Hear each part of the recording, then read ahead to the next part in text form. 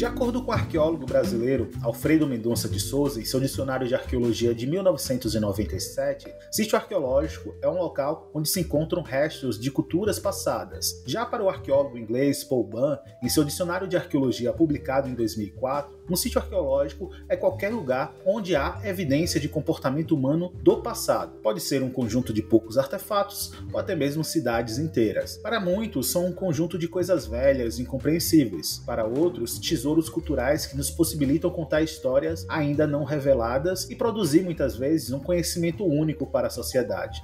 Esse é o Arqueologia no Ar, apresentado por Luiz Felipe Santos, arqueólogo da Contextos Arqueologia, e João Carlos Moreno de Souza, arqueólogo e criador do site arqueologiaprahistoria.com e do canal Arqueologia para a História no YouTube. E o nosso tema de hoje é: o que fazer ao encontrar um artefato ou sítio arqueológico? Então, vamos para o nosso podcast. Arqueologia in onda. Archäologie in der Luft. Arqueologia aérienne. Arqueologia nell'aire. Archaeology on air. Arqueologia no ar. Arqueologia in onda. Archäologie aérienne. Archaeology on air. Archäologie in der Luft. Arqueologia no ar. Então, João, hoje a gente falar sobre artefatos e sítios arqueológicos e sobre essa identificação que ocorre pelas pessoas, a gente tem que, eu acho que, trabalhar primeiro com dois grupos de pessoas que acabam encontrando sítios arqueológicos, né? Aquelas pessoas que não sabem ou têm um conhecimento muito superficial sobre e encontram muitas vezes no seu quintal de casa, em sua propriedade ou fazendo qualquer tipo de atividade cotidiana e ficam na curiosidade de saber se isso tem algum valor e muitas vezes acabam procurando a gente. E tem também aquelas pessoas que sabem o que é, têm uma real ideia do que seja e buscam através disso um aproveitamento comercial, né, lucrativo sobre, né?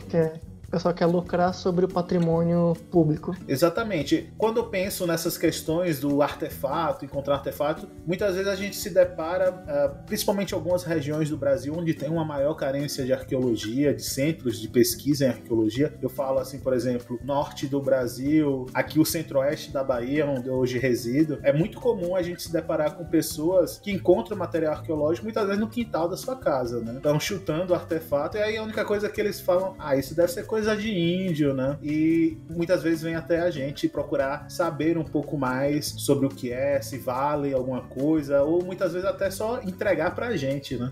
Então, mas também tem esse pessoal que eles sabem muito bem que é ilegal a venda, então eles também não têm interesse em fazer venda de materiais arqueológicos, mas eles também não querem doar para os museus, porque eles têm essa noção de que, né, o que é encontrado é sua propriedade, né? Tipo, o achado não é roubado. Então tem muita gente por aí que eles se tornam colecionadores de material arqueológico. E muitas vezes é difícil conseguir convencer essas pessoas de que o material, na verdade, não pertence a eles. E sim pertence a todos, né? Isso é patrimônio público, é patrimônio da humanidade. Realmente. Dentro da minha área de pesquisa, eu vivencio muito isso, porque quando a gente fala de naufrágios, coisas naufragadas embaixo d'água e tal, existe um imaginário muito forte, né, do tesouro, do exótico, e além daquela questão aventuresca, né, eu mergulhei, consegui pegar uma lembrança do fundo do mar. E realmente a gente vê pessoas que têm o conhecimento que aquilo é um patrimônio, aquilo é algo de importância histórica, e mesmo assim acabam retirando. Eu acho que um outro paralelo que a gente pode fazer com isso, que está hoje cada vez mais recorrente no Brasil, é a questão dos clubes de detectorismo, né, de metal. Sim, inclusive não faz muito tempo, né, na TV saiu uma matéria sobre um pessoal lá que estava usando os detectores de metais para descobrir coisas arqueológicas. Eles estavam fazendo uma matéria daquilo como se fosse a coisa mais, o hobby mais legal do mundo. E o IPHAN, né, o Instituto do Patrimônio Histórico e Artístico Nacional, que é responsável pela regulamentação da pesquisa arqueológica, do registro arqueológico no Brasil, caiu em cima dessa reportagem e foi processar o pessoal, porque isso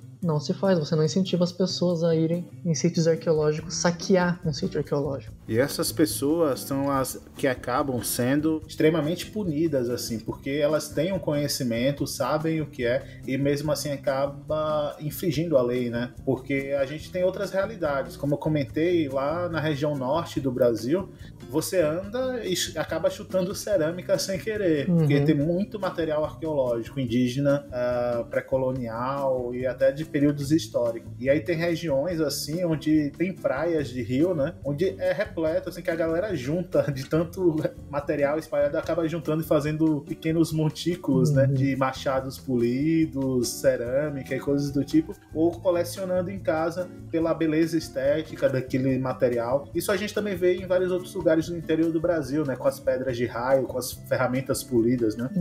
Tem gente também que acha que aquilo tem uma coisa que vai modificar suas energias espirituais e alguma coisa assim.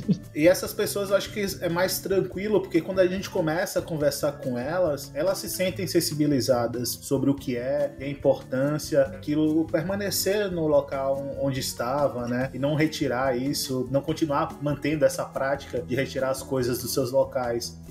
Então aí que fica aquela pergunta que às vezes muita gente faz para nós arqueólogos, né? A gente pode pegar esses materiais do sítio arqueológico e levar embora? Não pode porque tá na lei, né? Mas não é só porque também tá na lei, né? Uma coisa que é importante de todo mundo entender é que, assim, é óbvio, né, que a gente vai querer pegar um artefato quando a gente encontra, né? Porque a gente quer olhar, a gente quer ver, é bonito, a gente quer saber tudo, né? Como é que esse material foi feito, né? Quantos anos, qual é a idade desse material. Aí você pega e leva pros arqueólogos, né? Se você tem interesse em aprender, então a gente pega esse material pra levar pra gente. Mas onde é que tá o problema? É que essa tentativa de saciar a nossa curiosidade, ela acaba muitas vezes por, na verdade, atrapalhar mais do que auxiliar o nosso trabalho. Isso por quê? Porque para que os arqueólogos e as arqueólogas possam responder as questões por trás desse material que vocês, né, estão encontrando, o artefato ele precisa estar in situ, ou seja, ele precisa estar lá ainda no sítio arqueológico. Se a gente não sabe de onde você tirou esse material, pra gente já fica impossível de saber qual é a idade que ele tem, por exemplo. E ainda tem um problema maior nessa situação, que é a realidade que realmente as pessoas não têm conhecimento, porque está dentro da nossa área de atuação, que é o problema das reservas técnicas de arqueologia, né? Elas já são mega saturadas de material arqueológico e tendo cada vez mais a necessidade da gente expandir essas estruturas e criar novas instituições de guarda para esses materiais. E aí quando chegam esses materiais que, além de não trazer grande contribuição interpretativa para a produção de conhecimento, ainda acabam lotando espaços que poderiam estar sendo utilizados para condicionar material realmente de pesquisa arqueológica, né? Muita gente também às vezes se pergunta assim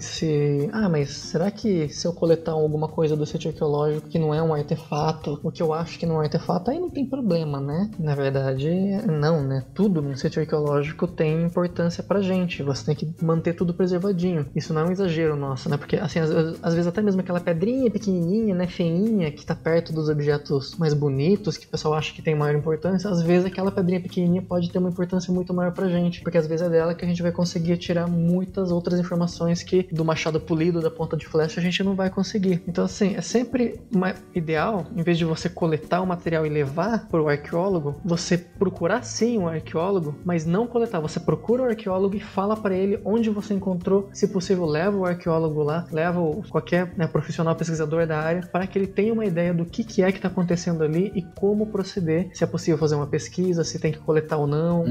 Exatamente. O ideal é, encontrou, tira uma foto. Hoje quase todo mundo tem smartphone e tem WhatsApp, né? Então tira uma foto, manda para alguém que conheça, um arqueólogo, alguém da universidade possa te ajudar, da universidade mais próxima, e aí você pode levar o profissional até você para poder dizer o que é. Porque a partir do momento que você tira, você descontextualiza. É assim que a gente costuma falar, né? Exatamente. Você tirou do seu contexto original e aí ele perde o seu sentido. Então, né? posso falar um caso que aconteceu aqui no interior de São Paulo durante minha pesquisa de doutorado? Tem 2 habitantes ali da cidade de Iracemápolis que eles encontraram pontas de flecha próximas a uma plantação de cana-de-açúcar. E eles coletaram, né, infelizmente, né, tiraram algumas do local, mas para nossa alegria, o que eles coletaram não era tudo, eles coletaram algumas e eles vieram procurar a gente, e quando eles informaram pra gente, eles mandaram fotos do local e estavam interessadíssimos que uma pesquisa fosse feita ali. E a partir disso, desse contato entre, né, os habitantes locais e os arqueólogos, a gente pôde ter início a uma nova pesquisa arqueológica acontecendo ali. Ainda bem que o que eles pegaram foi pouquinha coisa, nesse caso, porque o sítio ele tem muito material. Nem todo sítio vai ter muito material, às vezes é só aquilo mesmo que o pessoal coletou. Aí se a pessoa coleta, leva pro arqueólogo, o arqueólogo vai lá, não encontra mais nada, às vezes a pessoa já coletou tudo que tinha ali na superfície, e aí o que a gente vai conseguir estudar? Então claro que mesmo assim, né, no caso as pessoas ali também não sabiam que não podiam coletar, mas pelo menos elas tiveram essa ideia de, poxa, vou chamar o arqueólogo, quero, né, que uma pesquisa seja feita ali, e eles também tiveram essa noção de que eles foram os responsáveis por uma descoberta arqueológica, não foi um cientista, não foi um arqueólogo, né? Pessoas que não são arqueólogos também, às vezes, fazem descobertas incríveis, e isso fica registrado para a história. Sim, com certeza. Quase sempre, na verdade, né? Eu acho que 60% a 80% das descobertas arqueológicas são feitas por pessoas populares em suas atividades cotidianas e que acabam comunicando a nós arqueólogos de alguma maneira, né? Eu falo isso muito pela arqueologia subaquática, e quase sempre as nossas referências são pescadores que acabam, pô, minha rede enganchou, ou joguei a rede, veio alguma coisa, ou quando a gente fala de zona rural, né, agricultores, né, que acabam arando a terra e encontrando, né, assim, coisas. Nesse caso que eu mencionei, esses dois caras que encontraram essas pontas, eles estavam pedalando num local onde tem essa plantação de cana, e o material foi revelado quando passou um trator por ali e levantou o material, e aí, né, acabou sendo feita a descoberta. Mas por causa do nosso site, né, o Arqueologia para a História, ele é um site muito popular sobre a arqueologia brasileira, e muita gente vem procurar a gente em vez de procurar o IFAM, que é o órgão governamental, para informar os achados. A gente acaba tendo que fazer às vezes esse meio. E é bacana também porque muitas vezes quando o pessoal encontra material perto da gente aqui em São Paulo, isso vale muito pra gente, porque às vezes a gente acaba incorporando isso nos nossos projetos, essas descobertas. E muitas dessas descobertas são feitas assim no dia a dia das pessoas. Vou te contar um outro caso que aconteceu recentemente. Um rapaz ali de uma região próxima ali de Jacareí, ele trabalhava numa olaria. E a função dele era pegar os blocos de argila que vinham do campo, no estado natural, e quebrar toda a argila para tirar grânulos, pedrinhas que tem no meio, porque depois essa argila ela tem que ser muito fina para seja lá o que for feito com ela depois, né? Para fazer tijolo, para fazer a própria argila que a gente usa para moldar coisas artísticas e tal, né? Esse rapaz, na hora que ele estava quebrando um bloco de argila, ele encontrou uma ponta de lança de uns 12 centímetros de comprimento. E assim, a ponta ela é maravilhosa. E graças a ele ter entrado em contato com a gente quando ele encontrou isso, a gente tem pelo menos uma ideia do local onde ela foi encontrada mais ou menos. Mesmo que a gente não saiba, nem ele sabe exatamente onde que é o local, porque não foi ele que coletou argila lá, né? Alguém coletou um bloco de argila e levou por ele. Na hora que ele quebrou, tava lá no meio esse negócio. Então é relativamente comum, né, pessoas encontrarem os artefatos, não sempre os arqueólogos. Então o IFAM, como a gente falou no episódio passado, é uma autarquia federal vinculada à pasta de cultura que é responsável por salvaguardar o nosso patrimônio histórico e artístico nacional, como fala o nome do instituto. Então, tudo que é patrimônio da nossa nação, a gente tem essa autarquia para proteger através de várias leis que ela se respalda, inclusive o patrimônio arqueológico, que são esses espaços que abrigam esses testemunhos, muitas vezes de um passado remoto, ou muitas vezes até de um passado recente, né? Tudo em um sítio arqueológico tem importância para os arqueólogos. Tudo. E acredite, não estou exagerando. Até mesmo aquela pedrinha pequena e feia perto dos artefatos bonitos pode ser um objeto de grande importância. Muitas pessoas olham para fragmentos de machados polidos, pontas de flecha, ou até mesmo cacos de vasilhames cerâmicos pré-históricos e acham que é só uma pedra. Da mesma forma, tem muita gente por aí coletando pedrinhas bonitas ou diferentes e achando que são artefatos arqueológicos. Logo, é sempre melhor deixar que um arqueólogo ou uma arqueóloga analise o local e os objetos. Ou seja, nunca retire os artefatos do local onde você os encontrou. Assim você estará ajudando na arqueologia muito mais do que levando os objetos para casa ou a um museu. Agora vamos entrar num outro assunto, que é o seguinte, que isso também é uma coisa que eu vejo que é muito comum, infelizmente, né? Quando as pessoas vêm me procurar por causa do site, ou vêm procurar a nossa equipe do site para informar um achado arqueológico, algumas dessas pessoas inclusive têm a noção de que não pode tirar o material do sítio arqueológico, mas mesmo assim elas tiraram, com a seguinte justificativa: se eu não tivesse tirado, a máquina tinha destruído. Isso é uma coisa preocupante. Isso, infelizmente, acontece muito. Demais. E eu acho que é algo que tende a mudar um pouco mais agora nos próximos tempos. E isso que você falou realmente é interessante. E aí, puxando a sua outra história, que você falou do pessoal lá andando de bicicleta, que identificou o material, que as pessoas, elas identificam aqueles materiais que são esteticamente, assim, diferentes, né? Que chamam a atenção mesmo pro olhar leigo, né? Mas muitos dos artefatos arqueológicos, eles são camuflados e invisibilizados ao olhar comum, né? Não treinado. E o não acompanhamento de muitas obras, assim, que acabam impactando o solo, levam à destruição de um patrimônio que a gente nunca vai ter conhecimento do que era, do que foi, porque já foi destruído, né? Sim, as pessoas não sabem reconhecer alguns materiais que são importantíssimos pra gente. No passado, algumas décadas atrás, antes da legislação brasileira obrigar as empresas a fazerem o licenciamento ambiental antes de construir qualquer grande obra, muitos sítios arqueológicos eram destruídos, inclusive aqueles sítios monumentais, os sambaquis. Existe o caso lá do Sambaqui Cabeçuda, em Santa Catarina. Era um sambaqui gigantesco, que tinha 60 metros de altura, e hoje ele não passa, acho que, dos 15 metros de altura, né? Eu visitei ele recentemente, e assim, você olha o comprimento que ele tem, né? Você vê que ele realmente é muito grande, mas de altura tá faltando um pedação, e você imaginar o quanto que aquilo não foi destruído. Ainda bem que teve um arqueólogo, antes de destruírem mais, ele conseguiu fazer algumas pesquisas lá, mas na época eles não tinham obrigação de preservar aquilo. Não só no Brasil, mas existem vários casos no Brasil, por exemplo, até em Belize, né? Existem pirâmides maias, e uma delas foi totalmente destruída por um empreendimento, porque eles começaram a usar a própria pirâmide como material de construção para um condomínio. Aliás, para um condomínio não, desculpa, para uma rodovia. Eles estavam utilizando aquilo para construir a rodovia que ia passar ali por cima mesmo, dane-se o que tem de arqueologia. Obviamente, né, não é um país que olha pro outro lado quando são assuntos assim, né? Belize tem uma arqueologia muito forte, então o pessoal caiu em cima, teve multa, teve prisão. Aqui no Brasil, a própria história da arqueologia e da legislação brasileira, ela é muito pautada por esse caso que você citou aí dos sambaquis, né? Até os anos 60 do século 20, muitos desses sambaquis, eles eram destruídos para a produção de cal, né? Para a construção civil. Matéria-prima para construção. Uma das coisas que motivaram a criação da Lei 3924 de 61, que um dos idealizadores foi Paulo Duarte, foi justamente a proteção desses sítios sambaquieiros que estavam sendo destruídos diante dessa realidade. E aí,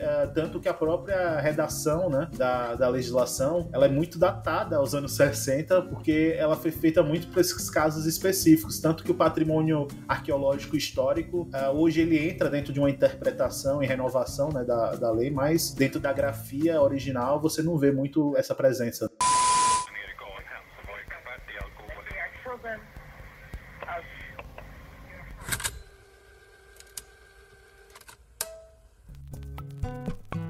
Tendo lutado na Revolução de 1932, Paulo Duarte foi preso e exilado, sendo trazido de volta desse primeiro exílio em 1933.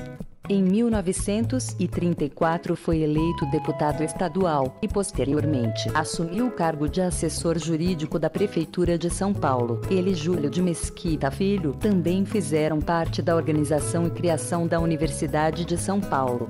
Com a instituição do Estado Novo, em 1937, Duarte foi novamente exilado, partindo para Portugal e posteriormente para a França. Ao instalar-se em Paris e começar a frequentar os cursos do Museu do Homem, reaproximou-se de Paul River, com o qual havia travado contato durante seu primeiro exílio. O retorno definitivo de Duarte ao Brasil ocorre em 1951.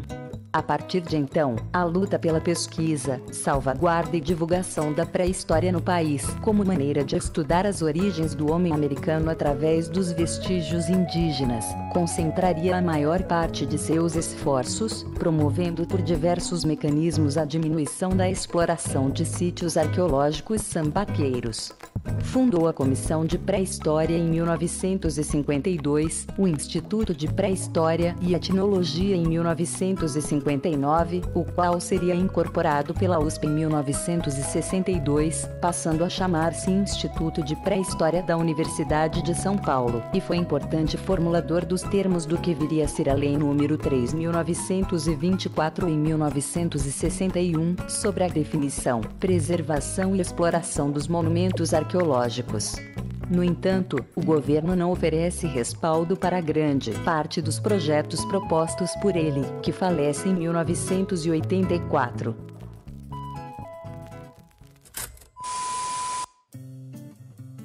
Agora, um recado sobre tudo isso, né, da destruição do patrimônio arqueológico. Então, um recado que acho que a gente pode deixar aqui para o pessoal que encontra materiais arqueológicos é o seguinte: a única exceção com relação ao você não pode retirar material arqueológico de onde você encontrou é em casos onde você tem absoluta certeza de que esse material vai se perder porque está passando máquina e ele está destruindo tudo, ou em alguns casos, como foi esse caso também ali em Iracemápolis, do pessoal que encontrou com bicicleta, nós mesmos tivemos que fazer uma coleta, nós arqueólogos, tivemos que fazer uma coleta meio acelerada, não tão sistemática quanto a gente gostaria, porque um pedaço daquela área estava sendo naturalmente destruído por erosão por causa das chuvas. E quando chove, aquele material ele é varrido assim para longe, a água leva esse material pro rio e lá se perde, a gente nunca mais vai encontrar. Então é só nesses casos em que a gente vai coletar o material sem ter todas as informações possíveis,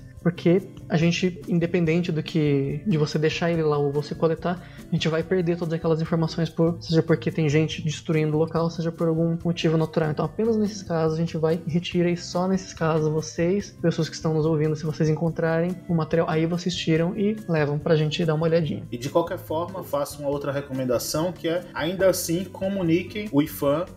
O IPHAN, ele tem em todo o estado brasileiro uma superintendência estadual para lidar com os casos de cada estado, e vocês vendo que uma obra pode estar impactando um sítio arqueológico, façam essa comunicação, telefonem, tentem falar com o técnico responsável pela área de arqueologia, porque nesses casos o IPHAN tem o poder de polícia de embargar a obra, de gerar multa e até prisão em alguns casos. Então vocês podem fazer essa comunicação, e lembrando que em casos onde empreendedores intencionalmente destroem o patrimônio arqueológico por interesses pessoais, próprios, financeiros, eles podem ser penalizados através da lei de crimes ambientais, porque como essa parte de arqueologia, quando fala de licenciamento ambiental e que fala de obras, né, engenharia civil, obras de infraestrutura, elas caem dentro dessas questões da legislação para o patrimônio ambiental. Então, é algo muito importante também fazer essa comunicação para que as medidas cabíveis sejam também tomadas nesse sentido, né? Então, se você quiser mandar um e-mail para o IPHAN, mais especificamente para um departamento dentro do IPHAN que se chama Centro Nacional de Arqueologia, para fazer qualquer tipo de denúncia desse tipo, você pode usar o seguinte e-mail: cna@ifan.gov.br. Exatamente. Então, essas são as nossas recomendações. E lembrando, assim, para a gente poder fechar a nossa discussão, que se a gente já sabe o que é, ou se você está tendo contato com uma pessoa que encontrou alguma coisa e ainda não sabe, né? Então, faça essa conversa, explique para a pessoa que o melhor é deixar, fotografar, tentar conversar, comunicar, né? Que essas são as melhores alternativas, pensando até na própria garantia de um legado cultural, né? Exatamente. Mas, ô Felipe, agora as pessoas que estão nos ouvindo, talvez elas já tenham algum material arqueológico em casa. E agora? Elas não sabiam dessa informação ainda. Elas vão ser multadas? Elas vão ser presas? A partir do momento que elas não tinham conhecimento sobre a importância de não retirar esses materiais e do real valor deles, quando a gente fala de valor, gente, não é valor monetário, é valor cultural, né? Que isso fique claro. E científico. Mas é isso. Então, o que a gente faz é recomendar que essas pessoas tentem conversar com alguma instituição, né, para ver o que pode ser feito, porque também a gente não pode querer entregar tudo. Às vezes o que acontece é essas pessoas se tornarem fiéis donatárias do patrimônio, né? Elas serem oficialmente registradas como portadoras de um patrimônio arqueológico. Exatamente. Então, assim, se você já tem um material arqueológico na sua casa que você encontrou, ou que o seu tataravô encontrou décadas atrás e é uma herança de família, calma, não se preocupa, ninguém vai sair atacando você, mas é muito importante que você informe algum arqueólogo da sua região, ou se por acaso você tem o conhecimento de algum arqueólogo que é especialista no material que você tem, convida ele, mostra esse material para ele, tira uma foto, talvez se ele faz pesquisa na sua região, mostra para ele não vai tentar roubar o material de você e levar ele para o museu. Tudo que os arqueólogos querem é ter acesso aos seus materiais para poderem estudá-los. E se possível, se você tiver informação de onde esse material foi encontrado, você informa o arqueólogo ou leva ele até lá. Quem sabe não tem coisas muito legais para serem descobertas e você vai ser um dos responsáveis por essas novas descobertas. As pessoas também contribuem para as pesquisas arqueológicas e também os créditos vão ser dados e devem ser dados. E aqui eu vou deixar mais um exemplo do que aconteceu bem curtinho. Aqui também no interior de São Paulo, no município de Porangaba, um rapaz encontrou 4 pontas de flecha no quintal de um senhor, que não era da família dele, mas foi encontradas lá. Esse senhor encontrou e deu para esse rapaz. Esse rapaz entrou em contato com a gente através do nosso site, Arqueologia para a História, e aí a gente falou, né, que o ideal era fazer a doação do material para os museus, para que assim todos possam ter acesso ao material. Afinal, mesmo que você tenha encontrado o material, como ele é de um patrimônio público, em teoria todo mundo deveria ter acesso a esse material, e o melhor local para você ter acesso é no museu. Não só as pessoas que vão visitar vão poder ver o material, mas isso facilita para que qualquer arqueólogo possa ir até o museu e analisá-las mais facilmente, que é muito mais prático do que o arqueólogo ter que ir na sua casa, ocupar o espaço da sua sala para ficar lá fazendo as análises. Quando esse rapaz entrou em contato com a gente, eu falei isso, né, de se ele não gostaria de doar o material, e no começo ele tava meio assim, né, porque o material é bacana, né, eu encontrei, né, quer dizer, o cara encontrou, ele deu pra mim, um material muito bonito, né, e o que vai acontecer com esse material depois, nunca mais vou ver e tal. E recentemente no nosso laboratório, o Laboratório de Estudos Evolutivos Humanos, que atualmente é o laboratório que tem essas pontas que ele encontrou em seu acervo, as pontas foram finalmente doadas, a gente faz um acordo com essas pessoas que têm interesse, né, em ter algum material desse tipo, mas que ficam com esse medo de doar e nunca mais ter algo desse tipo. A gente presenteia essas pessoas com réplicas arqueológicas, seja uma réplica exatamente igual ou parecida com aquelas pontas que eles encontraram, a gente dá algumas réplicas em troca do material original. E aí o que a pessoa for fazer com aquele material que é uma réplica, isso já não importa. Afinal, não é um material arqueológico, você pode ficar com aquilo para você de lembrança, você pode fazer um pingente com uma pontinha de flecha, ou se você quiser vender para uma outra pessoa, aquele material é uma réplica e não tem como ser confundida com um material arqueológico de fato. Mesmo que seja similar e mesmo que seja de materiais parecidos, essas réplicas sempre têm uma marca que deixa claro que aquilo é uma réplica. Então, beleza, gente, é isso. Então vamos seguindo com o nosso podcast. Descoberta da vez.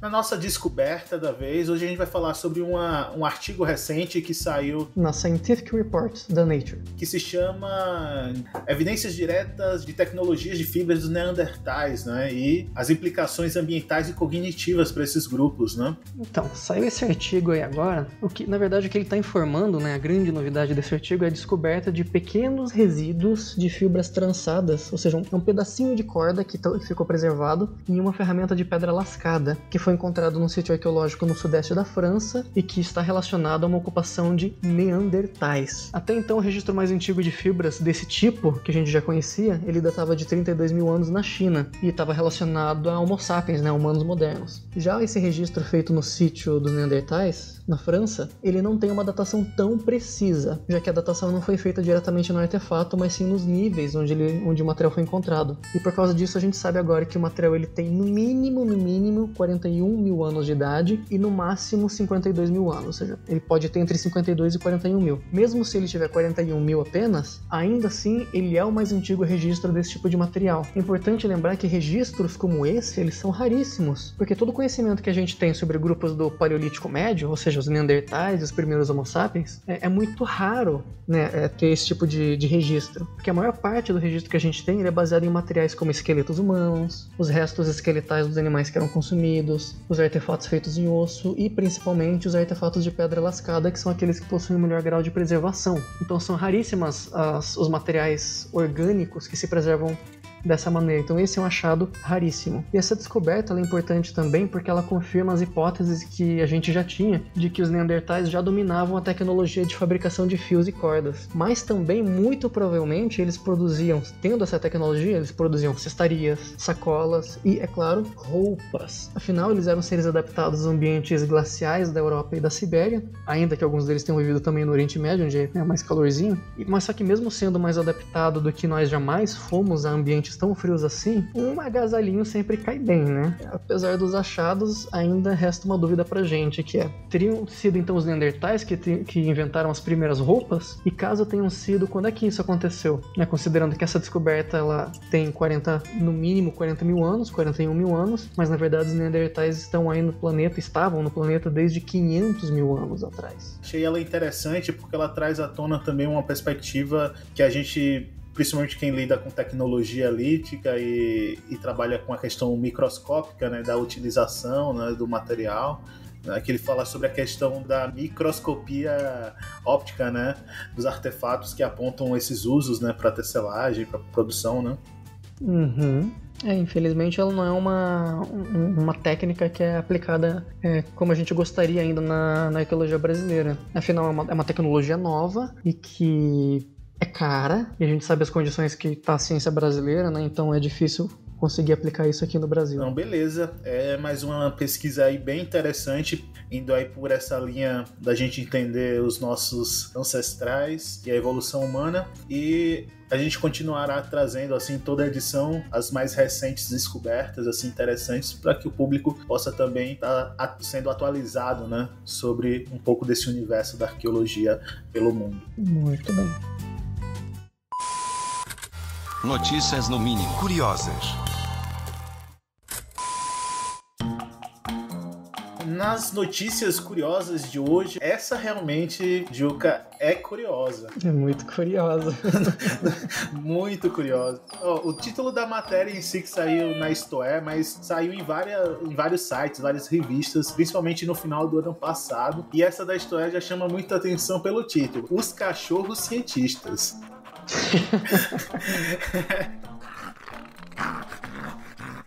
Eu quero saber em qual universidade esses cachorros se formaram, cara. Vamos lá, a matéria. O começo dela já é muito engraçada por si só. Fala: com faro apurado e treinamento rígido, animais adestrados substituem equipamentos de laser e escavadeiras em pesquisas arqueológicas na Croácia e descobrem restos mortais de humanos de 3.000 anos. Então vamos lá. Primeira coisa aqui. Onde é que um cachorro vai conseguir substituir um laser e uma escavadeira? Para quem não entende muito assim dos equipamentos que a gente usa, né? E até alguns arqueólogos que não estão acostumados com escavações usando escavadeiras, porque afinal é um trambolhão gigante, né, em cima do sítio arqueológico, pois saibam vocês que com escavadeiras é possível fazer escavações extremamente minuciosas. Eu não consigo imaginar um cachorro fazendo uma escavação bem minuciosa. Então, realmente o jornalista que escreveu, ele deu uma exagerada nesse sentido, que não é que vá substituir, né, mas vai complementar aí. Segundo os pesquisadores aí da Croácia, os cachorros, eles estão sendo introduzidos como uma forma de alternativa a baixo custo, né, para a identificação de alguns contextos arqueológicos muito específicos, né. Por mais que a notícia pareça bizarra, né, à primeira vista, na verdade ela é interessante, né, você tá utilizando do seu melhor amigo para te ajudar a encontrar materiais arqueológicos. Exatamente, porque eles estão usando as habilidades olfativas dos cachorros, né, dos caninos adestrados, para justamente identificar contextos muito específicos de sepultamento, né? Mas eu me pergunto, cara, porque assim, tá ok que os cachorros têm um olfato muito mais apurado do que o nosso. Mas na minha cabeça, esses esqueletos que eles encontraram são de 3.000 anos. E assim, em 3.000 anos, tudo que tinha de material de tecido mole, aquilo já desapareceu. A não ser que seja uma múmia, né? Aí, ok, aí preserva bem e tal. Mas se só sobra o esqueleto... Você já sentiu o cheiro de um esqueleto de uma pessoa de 3.000 anos? Porque eu já senti o cheiro de um esqueleto de uma pessoa de 3.000 anos. E o cheiro é de terra. Exatamente. Mas os cachorros, segundo a professora associada de arqueologia da Universidade de Zadar, da Croácia, Vedrana Glavas, ela fala: obviamente os narizes dos cães não cometem erros. Olha aí. Então ela publicou essa matéria, esse estudo dela foi publicado no Journal of Archaeological Method and Theory. Que é uma revista bem considerada na arqueologia mundial, hein? Exatamente. Então ela meteu as caras mesmo pra botar isso e quebrando tabus, viu? Mas tá aí, é um método, uma nova alternativa de você conseguir encontrar, né, os vestígios. Mas pelo amor de Deus, não deixa o cachorro escavar na hora que ele encontrar. Se você notou que ele encontrou, deixa o arqueólogo escavar com os métodos, né, certinho, de forma sistemática e tal. Se você deixar o cachorro... e pelo amor de Deus, não deixa o cachorro roer esses ossos. Segundo a Andrea, ela levou 4 cadelas treinadas da raça pastor belga, malinois e pastor alemão para a região e Glavas ela decidiu fazer um teste para averiguar as habilidades dos animais. Então ela enviou os cães pela primeira vez para os túmulos, que já tinham sido identificados pela pesquisa arqueológica, mas que permaneciam escondidos, sem informar a localização a treinadora dos cachorros, né? Para a surpresa dos pesquisadores, as cadelas descobriram os túmulos que já tinham sido previamente identificados pela equipe de arqueologia, localizando 3 dessas sepulturas, né? A explicação, segundo ela, é que as rochas porosas ao redor do solo escavado podem absorver o aroma do material em decomposição, o que possibilitou que os cães ainda pudessem detectá-la, né? Ou seja, não era o esqueleto que estava lá cheirando ainda, né? Mas de alguma forma o cheiro se preservou ali por causa da porosidade das rochas. Aí faz sentido, aí os cachorros conseguiriam encontrar, claro. Mas é uma matéria bem legal, assim, bem interessante e engraçada, né? Porque eu já tô começando a pensar justamente nesses períodos aí de pouco investimento, né? Pra gente conseguir algumas tecnologias para campo. Vamos ter que pegar uns cachorrinhos aí, pegar uns vira-lata que são bons de faro, ó, já vão virar parte da nossa equipe de arqueologia. Eu já tenho 3 aqui em casa, viu? Pô, já tô com 2. E aquilo, tem coisa mais agradável, cachorro em campo. Quem já teve cachorro em campo de arqueologia sabe que é companheiro ali na hora do almoço, nas brincadeiras, né? Faz o tempo passar. Olha, depende do cachorro, viu? Porque tem cachorro que ele quer ajudar a escavar, isso não é legal.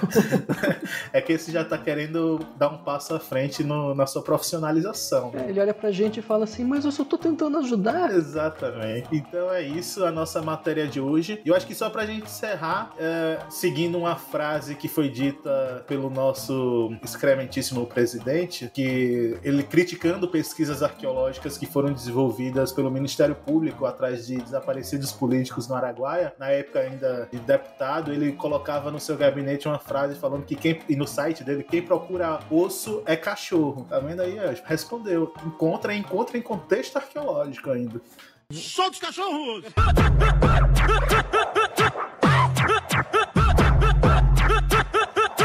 Who let the dogs out? Who let the dogs out? Recados finais.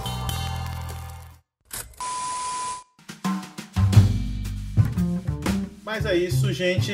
Então, esse foi o nosso podcast de hoje. Espero que vocês tenham gostado. Continuem aí fazendo esse acompanhamento da nossa produção, dos nossos conteúdos. E vamos aos nossos avisos da semana, né? E aí, Juca, o que você quer deixar aí de recomendação, de divulgação?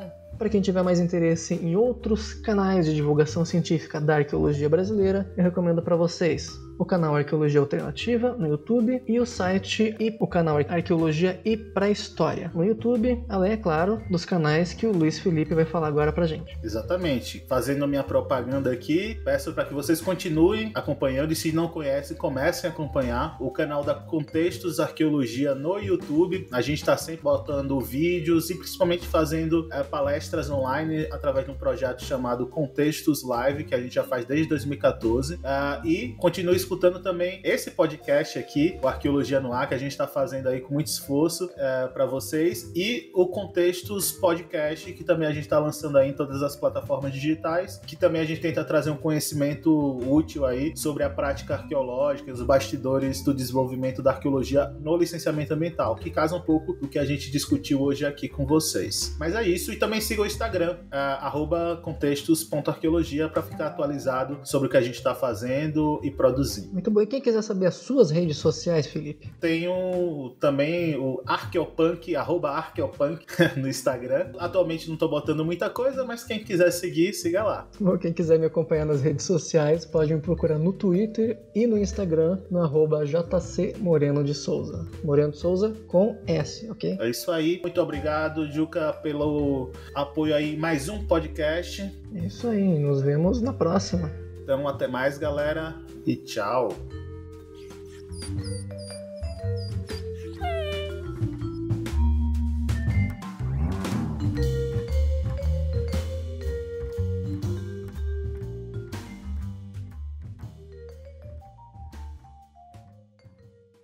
Contextos Arqueologia Podcast.